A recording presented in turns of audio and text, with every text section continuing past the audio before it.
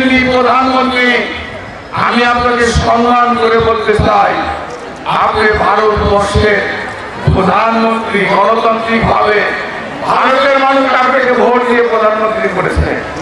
আপনাদের কাছে আমাদের বাংলাদেশের মানুষের আহ্বান, বাংলাদেশের মানুষের অনুরোধ, আপনাদের যদি শেখ হাসিনা খুব পছন্দ হয়, শেখ হাসিনাকে যদি আপনাদের খুব ভালো লাগে, তাহলে একটা অঙ্গরাজ্য ওনাকে দিয়ে দেন না কেন?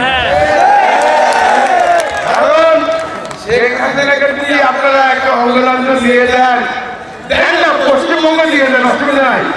ওরা বাংলা ভাষা ভাবে বলতে পারে। ওই দেখলাম আমার বৌসিনী দেখালো, ওখানকার বিরোধী দলের নেতা শুভেন্দু সেখানে বক্তৃতা দিল, বড় বড় বক্তৃতা। আমি আপনাদের বলতে চাই, দয়া করে শেখ হাসিনাকে পশ্চিমবঙ্গের মুখ্যমন্ত্রী বানাবে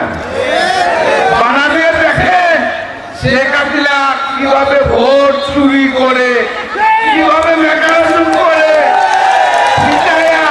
মানুষকে হত্যা করে, জোর করে কিভাবে ক্ষমতা থাকতে হয়।